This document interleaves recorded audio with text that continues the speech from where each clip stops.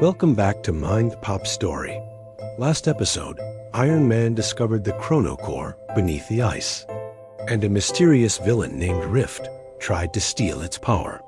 Now the vault is unstable and time itself begins to spiral out of control. The vault began to tremble. Ears snapped. Energy surged. Rift grinned. You touched the core, Stark. Now watch what it unlocks. Iron Man shot forward, blasting the drones apart, but Rift threw a stolen Stark bomb modified to detonate with time energy. And then there was nothing but white-hot light. Boom! A shockwave burst outward, not just pushing air, but bending reality. It hit Iron Man, sending him hurtling toward the ground. As he fell, the landscape twisted around him. Was that a tree just now? Why was it purple? What happened to the snowy mountainside? This wasn't right. This wasn't his time. But why? Then he saw them. 3 versions of himself. One with shorter, brighter hair. That was him as a rookie, right after he made his first suit. Then 2 others who looked identical except for their armor. One was his current Mark 50. The other looked more worn, battle-damaged. System error, said JARV Eyes. You are caught in a localized Timequake. The landscape twisted again. Ice melted and refroze instantly. The Chrono Core flickered, now unstable. So much energy was surging through the mountain. It was breaking down the barriers between time periods. And Rift was still holding a piece of it. He smashed the shard in his hand and activated his escape drone. I only need 1 piece to start rewriting time, he hissed, vanishing in a shimmer. Iron Man wanted to chase, but time folded. He reappeared suddenly, his knees hitting the frozen ground hard. He looked around wildly. Where was he? Where was Rift? Where was the vault? Then he saw it in the distance, towering over a futuristic city. Had he traveled forward in time? How far? Why? As he got closer, he noticed kids playing with floating robots and holographic animals, couples riding on double-decker flying motorcycles. Everything seemed advanced, sleek, almost too perfect. Stark Tower had wings. They were actually flying into downtown instead of driving. His company must have invented anti-gravity engines. Or maybe it was someone else. There were buildings he didn't recognize, companies he didn't know. Was this another universe? A different dimension? He didn't understand. But something did catch his eye. An ad for a new museum. It advertised exhibits on heroes of the past, one featuring an Iron Man suit from the 21st century. He stopped. If they had museums full of relics from the past here, that meant one thing. If this was a future version of New York City, then that meant he had traveled far into the future. Like how far? How could he get back to his own time? Before he could figure it out, alarms blared. Intruder from another timeline detected. Repeat, intruder from another timeline detected. He looked up and saw himself, but older, different, darker. Instead of red and gold, his suit was black and silver. There was circuitry under his eyes, a cruel-looking mouth under his helmet. Iron Man landed next to the figure. Who are you? I'm you, the armored figure replied, but not the version you'll like. Before Iron Man could react, the dark figure struck, knocking him off his feet. As he lay there stunned, the figure loomed over him. You came here thinking you could change things, he said, his voice distorted by the mask. But you can't interfere with the natural order of time. This world needs me. It needs this timeline to survive. You can't destroy it. What do you mean? Iron Man asked, struggling to his feet. Why are you so different? What happened to Pepper? The dark Iron Man snarled, punching him square in the jaw. Don't you recognize me? Don't you remember what I had to become to save everyone you cared about? I saved everyone, Iron Man countered, his face burning. Pepper, Rhodey, Happy, even you. You used to be Iron Man, Tony. We worked together. We were friends until that accident. That's when you became...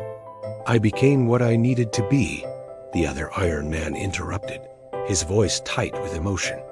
To stop the Civil War, to take the world off the brink. I became Iron Maniac.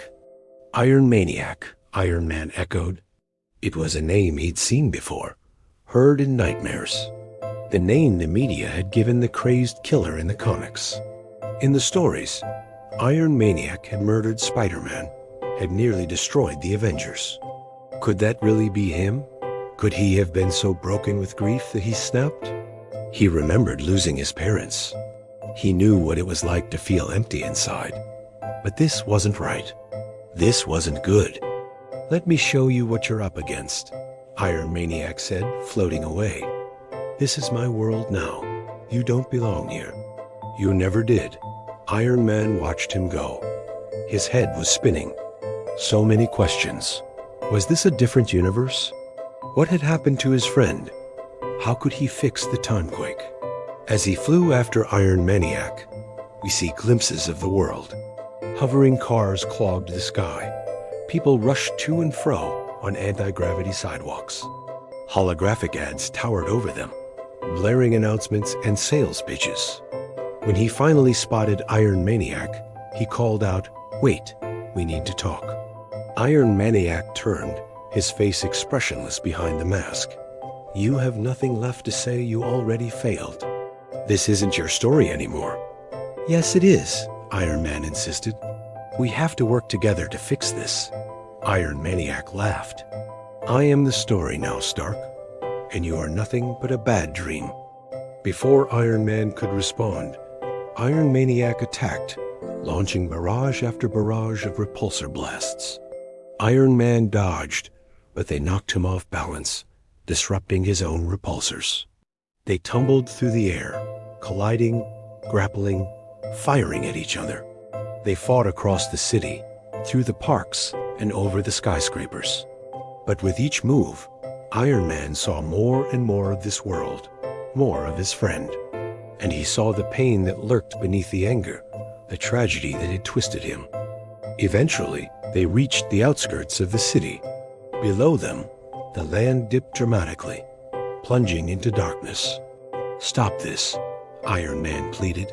"It doesn't have to be this way. We can fix it. I promise. Fix it," Iron Maniac mocked. "How?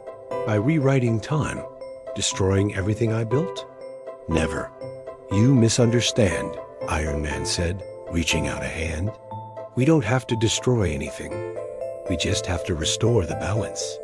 We can save your timeline. We can save all of them." Iron Maniac hesitated, then let out a harsh laugh. "You really are a fool. You don't understand what I've done. What I've seen. There is no saving anyone. Not anymore." He blasted forward, but Iron Man raised his hand, focusing his repulsors. Finally, he would use the full force of his power, break through the Timequake, and return home. Before he could fire, though, Iron Maniac vanished. He blinked out of existence. Where did he go? Iron Man whispered, confused. Did he just teleport? But then the ground bucked and heaved. Rift appeared, along with several drones and soldiers. He was holding the Chrono Core. It was pulsing with energy. "So you found the broken pieces," Iron Man said, landing heavily on the ground. "Give it back." "Oh, you want to play hero still?" Rift scoffed, raising the core. "Very well." He pressed a button, and a beam of light erupted from the mountain. It shot into the unstable portal in the sky, the one Iron Man had created. "Time is spiraling," Rift shouted, laughing maniacally. "Your little Timequake is becoming a maelstrom. You can't stop it now. You shouldn't try. Just watch what happens." Then he disappeared, leaving Iron Man alone in the swirling vortex.